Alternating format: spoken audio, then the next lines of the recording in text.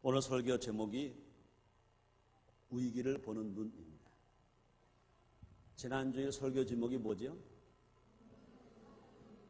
뭐라고요? 뭐라고요?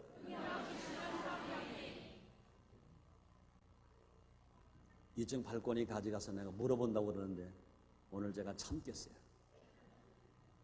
그래요. 지난주에 설교 제목은 능력 주시는 성령님입니다. 하나님 아닙니다. 능력 주시는 성령님이었어요. 오늘은 위기를 보는 눈입니다. 한번 따라하시기 감사하겠습니다. 위기를 보는 눈. 오늘 본문의 상황을 보면 위기의 상황입니다. 장소는 광야, 때는 저녁 황혼. 모인 사람들은 남담은 5,000명, 부녀자까지 수만 명이 모였습니다. 근데 모두가 다 배고파하고 있습니다. 점심을 못 먹었어요. 저녁 먹을 것도 없어요. 너무나 배가 고파요. 근데 그들이 집에까지 가려면 수십 리를 걸어가야 합니다. 근데 예수님께서 먹을 것 갖다가 주라 말씀했어요. 근데 거기에 있는 것은 고작 물고기 2마리야 보리떡 5덩어리밖에 없습니다. 이거는 분명히 위기예요.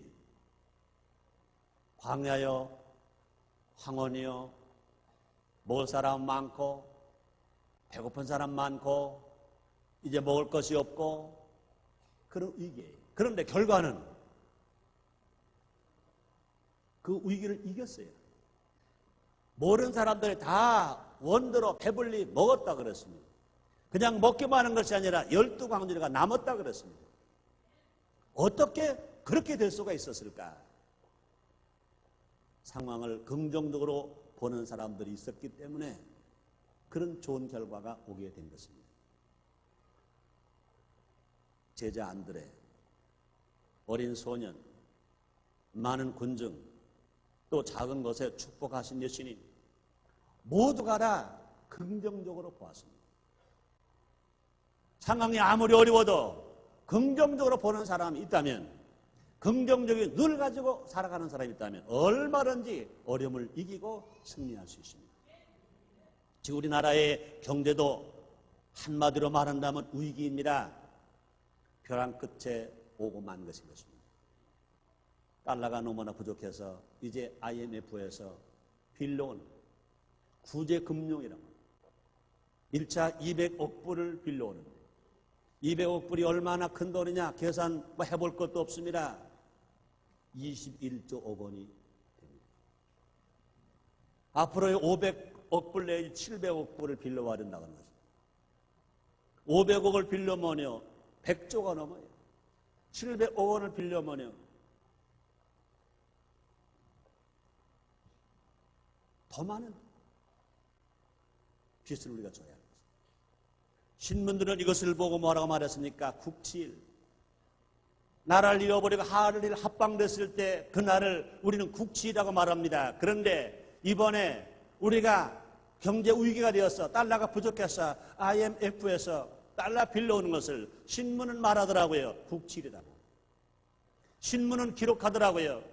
경제 식민지가 된 것이라고. 슬픈 일입니다. 2만 불, 3만 불 치다가 온다고 그랬어요. 우리는 벌써 선진국에 돌입했다고 그랬어요. 고속 전철을 놓고 이제 뭐 자가용 비행기 시대가 온다고 하고 우리 꿈에 막 부풀었는데 어찌 일이 돼버렸냐 그 말이에요.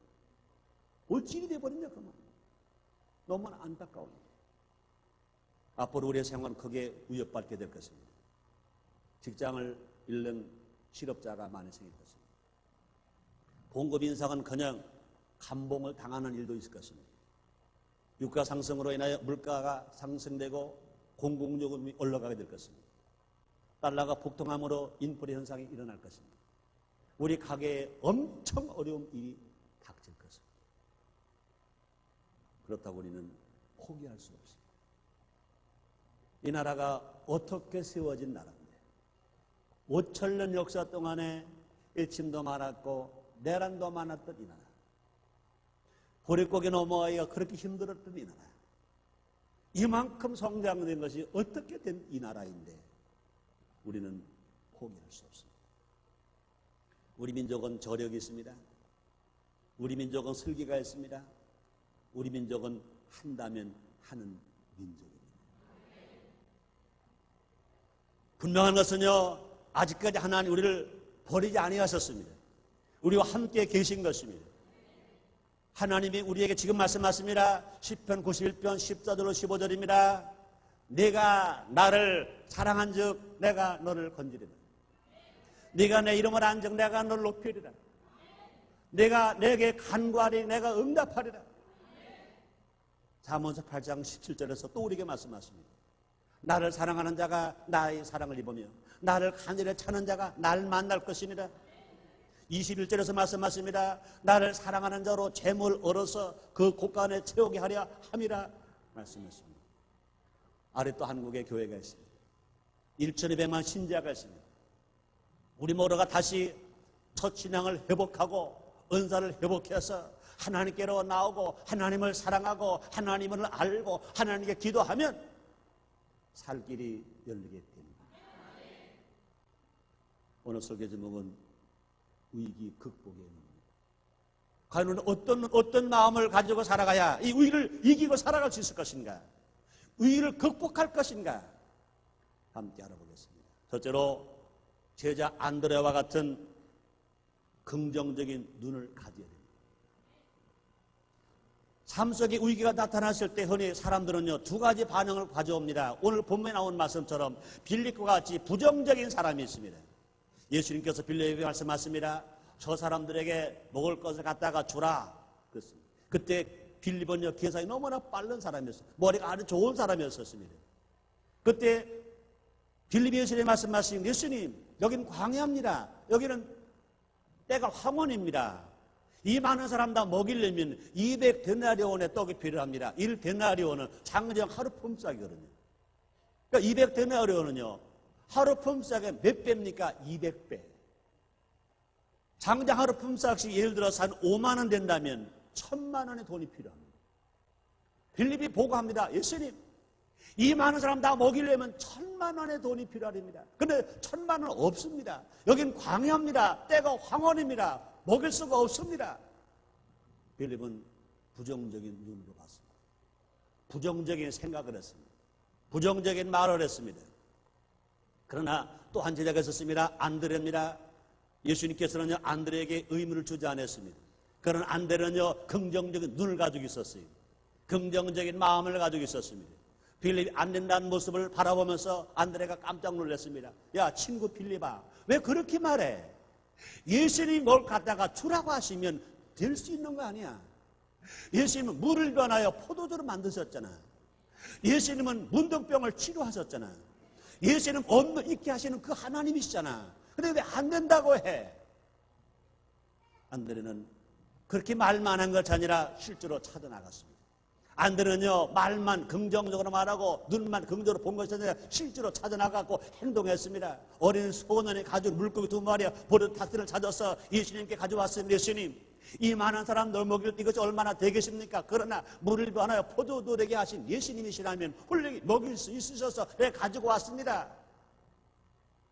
빌립 같은 제자만 했다면요, 그 군족은 다 굶어 죽었어야 합니다. 그러나 안드레 같은 제자가 있었기 때문에 어떻게 됐어요? 오늘은 다 먹고도 12광리가 남았다고 말씀하셨습니다. 우리는 위기를 보는 시각을 바꿔야 할 것입니다. 환경이 아무리 어렵다고 해서요, 부정적으로 환경을 바라보면요, 할 수 없다 결론밖에 나올 수밖에 없습니다. 이젠 망할 수밖에 없다 결론밖에 나올 수밖에 없습니다. 그러나 환경을 긍정적으로 바라보면요, 그럼에도 불구하고 난 할 수 있다 결론 낼 수 있습니다. 지금 불황이다, 달러가 부족하다, 사업이 안 된다. 그러나 그럼에도 불구하고 우리는 할 수 있다. 주님 뭐라 말씀하십니까? 믿는 자에게 능치 못함이 없느니라 말씀하십니다. 그렇습니다. 할 수 있다는 것은 결코 자기 자만이나 자기 허풍이 아니라 하나님을 믿는 믿음에서 나온 것인 것입니다. 이런 믿음을 가진 수많은 사람들이 세계 역사 운명을 바꿔놓았습니다. 아브라함이 그랬습니다. 모세가 그랬습니다. 여호수아가 그랬습니다. 다니엘이 그랬습니다. 예수님 12 제자가 그랬습니다. 사도 바울이 그랬습니다.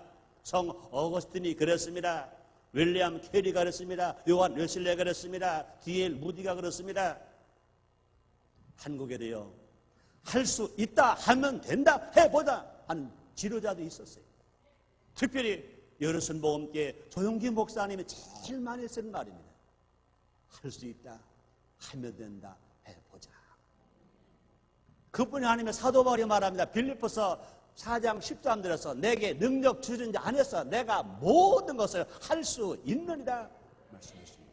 그럼 우리는 환경이 어려울 때, 위기를 당할 때 우리의 눈이 부정적인 눈 같지 말고 긍정적인 눈, 우리의 마음이 부정적으로 생각하지 말고 긍정적인 생각, 우리의 행동이 부정적인 행동하지 않고 긍정적인 행동을 할 때 이 어려운 위기를 넉넉하게 이기면서 나도 살리고 남도 살리는 놀라운 역사가 일어나게 될 줄 믿습니다. 두 번째요, 어린아이와 같은 헌신이 있어야 됩니다. 위기를 이겨나가기 위해서는 반드시 필요한 것 가운데 하나가 뭐냐? 우리 각자의 헌신인 것입니다. 우리가 부정적으로 봐도 안 되면서 또 우리는 긍정적으로 봐야 되는 것처럼 또 긍정적으로 보는 것만이 아니라 자기 자신이 헌신해야 됩니다. 말만이 아닙니다. 생각만이 아닙니다. 우리가 정말로 하나님의 사업을 위해서, 주님의 그 나라 근본적을 위해서, 주님의 일을 위해서, 교회를 위해서, 예수님이 하시고자 하시는 그 일을 위해서 헌신하는 것입니다. 헌신한 삶을 살아갈 때 우리는 어떤 불황도 이길 수 있고 역경도 이길 수 있고 위기도 이길 수 있습니다. 어린아이가 자신이 가진 모든 것을 예수님께 바쳤습니다. 어린 소년을 집에서 나올 때 어머니가 도시락을 싸줬어요. 물고기 2마리, 보리떡 5개. 야 아들아, 사랑하는 아들아, 점심때 걸르지 말고 꼭 먹어라. 예수님 말씀을 듣는 소년은요, 그 먹을 시간이 없었어요. 예수님 말씀이 다 맞춰졌습니다. 황혼 저녁입니다. 이제 먹어야 허기를 면하고 힘을, 기운을 차려야 집에까지 그 밤에 갈 수가 있습니다. 어린 소년이 어머니가 사랑을 싸준 도시락을 막 먹으려고 합니다. 그런 예수님의 제자 안드레가 찾아왔습니다. 야 소년아, 너 그거 내 거지? 네, 내 거예요. 너 그거 먹어야 되지? 네, 먹어야 돼. 근데 한번 생각해 볼 수 없겠니? 그것을 예수님께 갖다 드리자고. 예수님 갖다 드리면 예수님은 이 많은 사람 다 먹일 수 있단다. 만약에 그 나이에 나라고 생각해. 최성규 소년아, 너 배고프지? 너 어머니가 싸준 도시락, 물고기 2마리, 버릇 5덩어리, 그거 예수님 갖다 드리자. 나보고 물었다. 난 어떻게 했을까? 물어보나마나 그랬을 거예요. 아저씨, 배력이 가는 건 먹지. 아니 어제 이걸 달라고 그래요? 그걸 안 뺏기려고요? 벌릴 수 있는데 입을 다 벌려가지고 막 먹었을 거예요. 아니면요, 안 뺏기려면 도망갔을 거예요. 근데 어린 소년은요, 그렇게 하지 않았어요. 네, 예수님 갖다 드린다고요? 아, 그럼 드려야지. 내가 고파도, 내가 배고파도 괜찮아요? 예수님께 드린다면 아깝지 않아요? 왜 그렇습니까? 어린 소년은요, 믿음이 있었어요. 예수님 알았어요. 온종일 예수님 말씀 듣자마자 믿음 없던 소년에게 믿음이 생겼습니다. 희망이 생겼습니다. 꿈이 생겼습니다. 현세보다 내세가 어떤 것인지, 천국이 어떤 것인지, 하나님 나라 어떤 것인지 그건 알았습니다. 그러면 내가 지금 당장 배가 고파도, 내가 먹어야 힘을 차리고 집에까지 갈 수 있어도, 내가 못 먹으러 좋습니다. 예수님께 드리는 거라면 못 먹으러 좋습니다 하고 내놓았어요. 한번 생각해 보세요. 어린 소년이 배고파서 먹는 그 물고기 2마리, 버릇 5덩어리 얼마나 귀하냐. 자기 집에 금송아지 봐라, 더 귀한 것입니다. 그래도 불구하고 어린 소년 내놓았어요. 그 결과 드렸어요. 남자만 5,000명 먹었어요. 도저히 수만 명 먹었어요. 그 모습을 보고 있는 이 소년은 얼마나 신났겠어요. 여러분, 잔치해보잖아요. 잔치하면요, 안 먹으러 배불러잖아요. 지금 그 소년은요, 자기가 가지고 물고기 2마리, 버릇 5덩어리 가지고 지금 잔치하는 겁니다. 누구와 잔치합니까? 예수님과 잔치하는 것입니다. 그 소년은 신이 났을 거예요. 신이 났을 거예요. 내 마지막에 남았어요. 얼마 남았어요? 12강조가 남았어요. 누가 가져갔겠어요? 물론 성경 기록하지 않았어요. 물어보나만 하지요. 누가 심었어요? 어린 소년이 심었기 때문에 어린 소년이 가져가게 되는 거예요. 그렇습니다. 우리는요, 기적과 축복은 언제 일어납니까? 헌신할 때 나타나는 것입니다. 우리는 먼저 믿음의 씨앗을 주님께 바치는 것입니다. 바울이 말합니다. 고린도후서 9장 6절입니다. 이것이 곧 적게 심는 자는 적게 거두고 많이 심는 자는 많이 거둔다는 말이로다. 말씀하셨습니다. 너무나 많은 사람들이 예수 믿고 신앙생활하면서요, 많이 거두려고 해요. 또 많이 얻으려고 해요. 그러나 분명한 법칙이 있습니다. 콩 심어야 콩 나고, 팥 심어야 팥 나고, 안 심으면 안 나고, 많이 해서 많이 나는 거예요. 우리가 하나님으로부터 많이 받으려면 심지 않고는 안 되는 거예요. 우리가 아무리 하나님의 기도했다 하더라도 심어야 나는 거예요. 농부가요, 심지 않고 40일 금식 기도했어요. 그랬더니 수확이 많았어요. 어림도 없는 소리예요. 심고 기도해야 거두는 거예요. 많이 심어야 많이 거두요. 적게 심으면 적게 거두는 것입니다. 어린 소년은요, 자기 있는 건 몽땅 심었습니다. 하나님이 그를 통하여 축복하심으로 말미암아 거두게 만들어졌습니다. 그래서 우리는요, 씨앗을 뿌린 만 거두게 되는 것입니다. 그렇으면 하나님께 바쳐진 것은요, 상상할 수 없는 많은 축복을 우리에게 오게 하는 것입니다. 그럼 우리는요, 불황을 만났을 때, 경제적 위기를 만났을 때 우리 어떻게 더 해야 된다고요? 더 물질을 심어야 해요. 하나님의 사업을 위하여, 교회 사업을 위하여, 그다음 혹시라도 언제나 11조 안 했다면 언제나 11조 해야 돼요. 그동안 감사할 것이 있는데 불구하고 인색해서 감사한 것도 안 했다면 해야 돼요.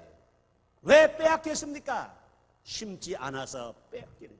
은혜는 받았는데, 사랑은 받았는데 왜 빼앗깁니까? 왜 소화를 걷지 못합니까? 심지 못하기 때문에 그런 것입니다. 주님 말씀하십니다. 누가복음 6장 38절입니다. 주라, 그러면 너에게 줄 것이니 곧 후이 되어 누르고 흔들어 넘치력하여 너에게 돌아 안겨주리라 말씀하셨습니다.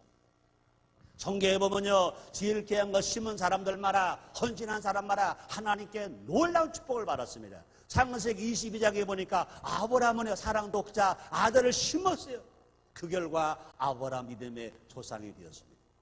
열왕기상 17장에 보면요, 사라와 가브는요 3년 반 동안 가뭄이 들어서 먹을 것 아무것도 없을 때 마지막 떡을 만들 아들과 함께 먹고 죽으려고 하는 것을 하나님의 사람 엘리야에게 심었더니 3년 반 동안 가뭄이 끝날 때까지 밀가루통에 밀가루가 떨어지지 아니하고 기름병에 기름이 떨어지지 않았다고 그랬습니다.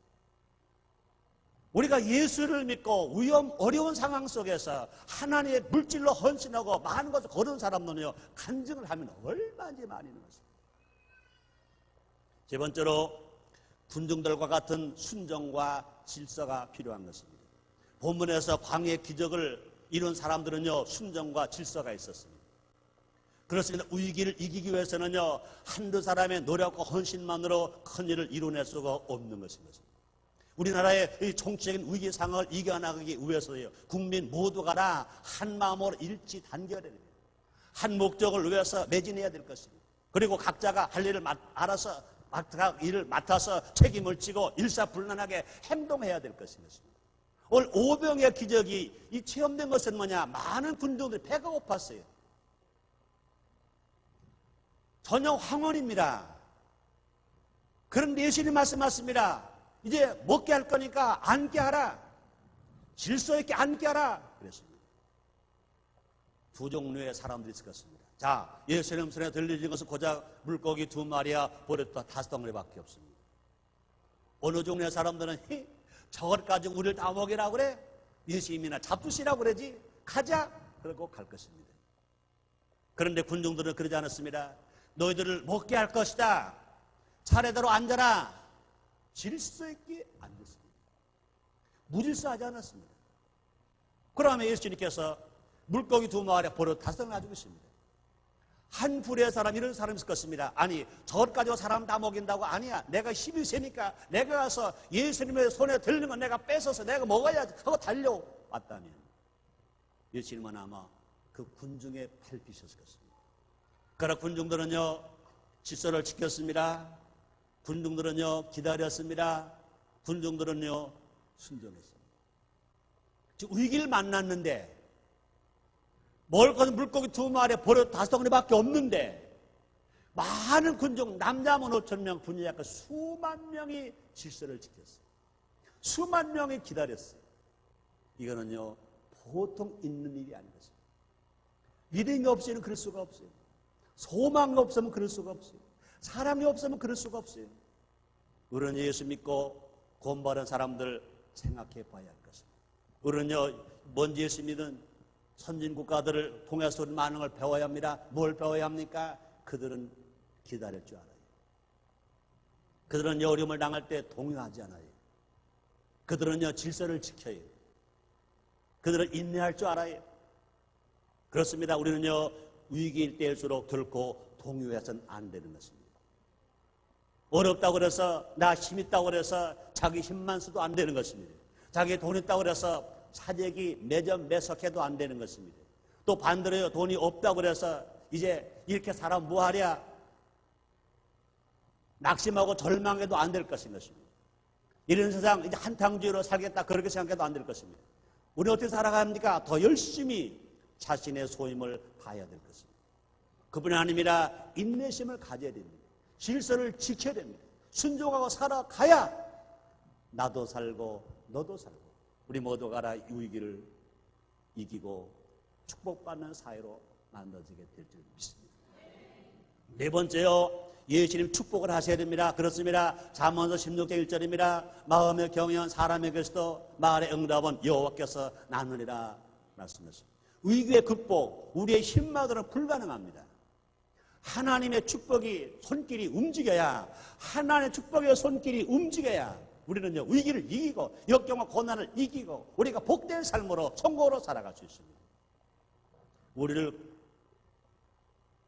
지금까지 하나님은요, 복지 하나님, 지금도 우리 곁에 계신 것입니다. 그렇습니다. 위기를 극복한 개인이나 민족은 모두가 다 하나님 축복을 하셨습니다.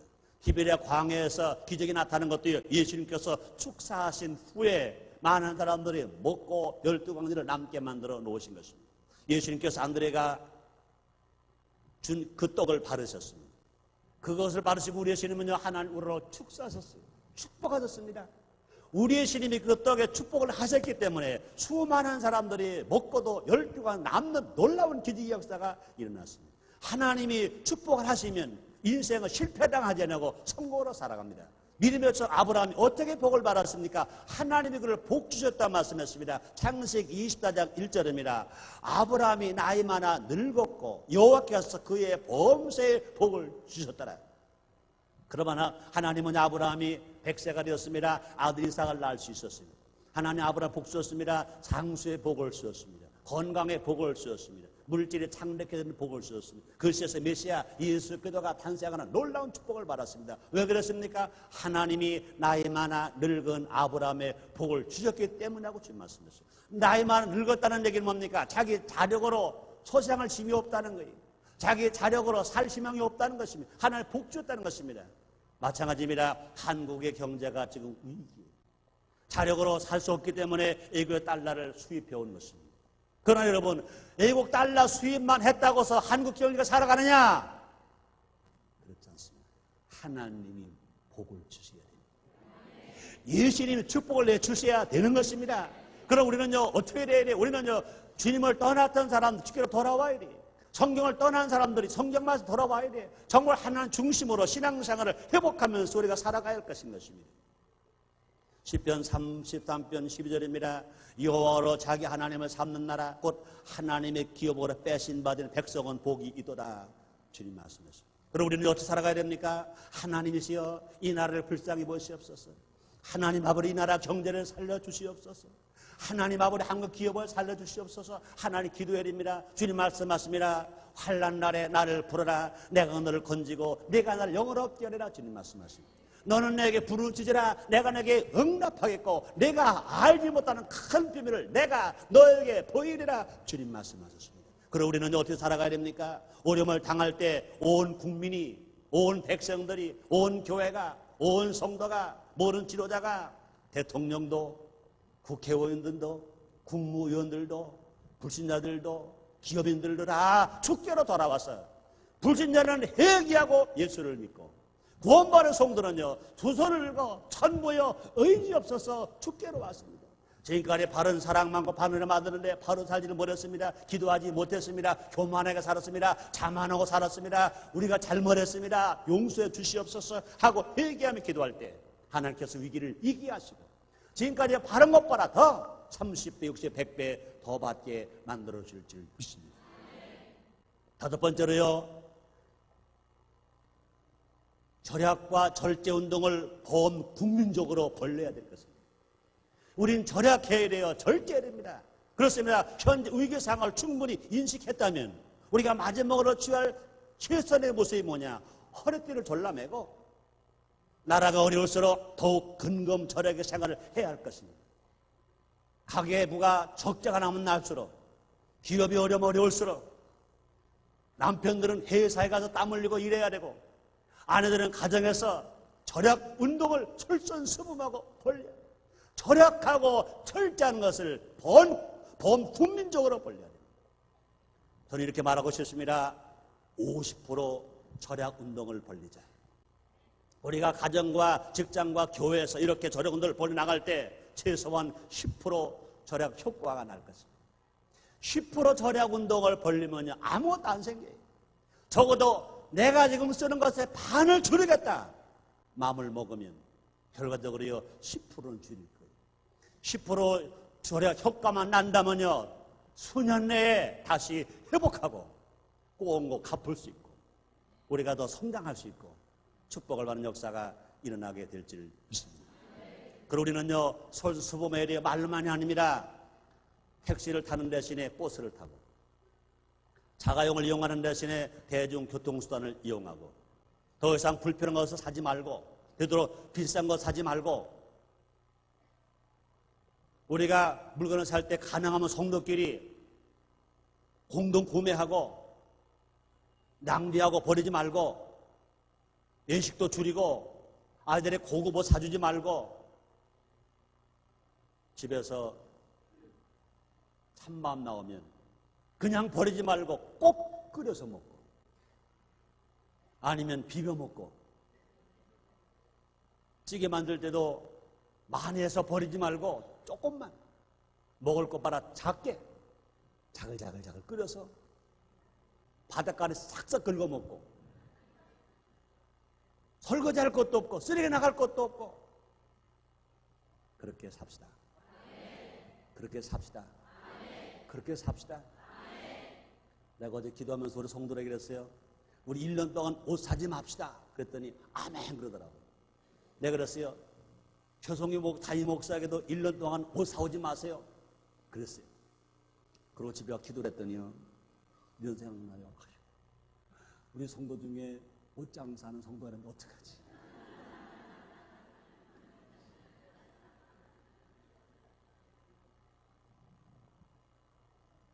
하나님 어떻게 해주시겠지? 절약합시다. 절약합시다.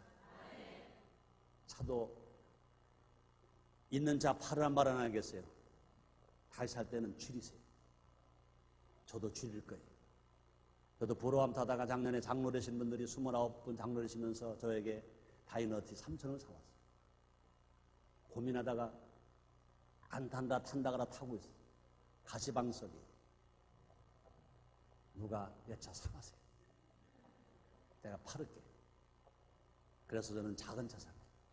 나를 차를 사준 장로님들만 허락된다면 난 그 차를 팔고 싶어요. 줄여요. 그렇게 삽시다. 그래서 위기를 이깁시다. 이런 일들을요, 어디가 먼저 해야 됩니까? 남 얘기하지 말자고요. 교회에서부터 이 운동을 먼저 벌립시다. 우리 먼저 벌립시다. 여러분, 우리 성도 한 사람 한 사람이 먼저 절약 운동을 벌리고 가정과 직장에서 이렇게 실천해 나갈 때 이것이 이 나라 경제 발전의 밑거름이 될 것인 것입니다. 집에서도요, 전등 한 등 끄기 운동, 수돗물 한 방울에도 아끼기 운동, 쓰레기 덜 만들기 운동, 종이 그냥 버리지 말고 폐지를 활용한 운동, 한번 사용한 종이를 다시 메모지로 쓰기 운동, 이런 운동을 벌려야 해요. 여러분, 가정에서도 벌려야 돼요. 가정만 아닙니다. 직장에서 벌려야 해요. 특히 공무원 되신 어르신네들 이 운동을 벌려주시기를 바랍니다. 전 교회에서요, 벌써부터 명령을 했어요. 가능하면 불을 많이 켜지 말자. 가끔 보면은요, 직원들이 다 나가는데 불이 확 그 돈이 그러면 돈. 내가 꺼요. 왜? 나는 불 끄는 사람이니까. 어느 때 보면요, 근만한 직원 한 명인데 온 방에 다 불이 켜졌어요. 얼마나 마음 아픕니까? 불 꺼. 그래서 최성규 목사는 참 잔소리 많은 사람이었어요. 잔소리 내가 많아요? 하나님 더 많으시지. 우리가 바로 살아봐봐. 왜 잔소리가 나와요? 우리 절약해. 그렇잖아요. 여러분, 내 집에 돈만 아끼는 것이 아니라 직장 돈 아껴야죠. 공금 아껴야죠. 나라 돈 아껴야죠. 교회 돈 아껴야죠. 그래서 우리가 분명히 알아야 할 것은요, 성령의 9가지 열매 중에 맨 마지막 열매가 뭡니까? 절대입니다. 사랑 좋아요. 희락도 좋아요. 화평도 좋아요. 오래 참음 좋아요. 자비, 양성, 충성, 온유 다 좋아요. 그리고 맨 마지막에 뭐냐? 절제. 마찬가지입니다. 앞에 열매 생활 다 하더라도 절제가 없다면 성령의 사람이 아닙니다. 우리는 성령의 사람, 절제와 사람. 결론입니다. 우리는 지금 극심한 위기를 맞고 있습니다. 나라의 경제, 기업의 경제, 또 가정의 가계부 모두가 다 위기인 것이. 그러나 우리는요, 이것을 부정적으로만 보지 않습니다. 우리의 신앙, 우리의 삶의 자세가 문제인 것입니다. 안드레와 같은 긍정적인 눈을 가졌다면, 소년과 같은 헌신하는 신앙을 가지고 있다면, 군주와 같은 순정과 질서가 있다면, 먹고 남은 조각을 거두는 절약 정신만 우리가 가지고 있다면 하나님을 그냥 두지 아니하시고 우리와 함께 하시고 우리를 축복하십니다. 주님 말씀하십니다. 사랑하는 자여, 내 영혼이 잘 된 것처럼 내가 범사가 잘 되고 강가를 간구하노라. 주님 말씀하셨습니다. 우리 모두가 다 주님 중심으로 살아가서 이 위기를 이겨서 하나님께 영광을 돌려드리고 지금까지 받은 것보다 더 몇 배 더 받고 내가 바른 것을 이제 다시는 잃어버리지 않으려고 누리고 살아가는 우리 모두가 되십시다. 하나님은 우리 편이십니다. 우리에게 희망이 있습니다. 우리에게 꿈이 있습니다. 우리는 잘 될 수 있습니다. 우리 이길 수 있습니다. 끝까지 주님 중심으로 희망을 가지고 살아가는 우리 모두가 되십시다. 기도하겠습니다. 하나님 아버지 감사합니다. 지금 여러 가지 경제적으로 위기를 만났습니다. 그러나 분명히 위기가 호기가 될 것이고 문제가 축복이 될 것을 믿습니다. 주님 말씀에 귀를 기울이게 해 주옵소서. 우리 모두가 다 긍정적인 눈을 가지고 살게 하여 주시옵소서. 예수님의 이름으로 기도드리옵나이다. 아멘.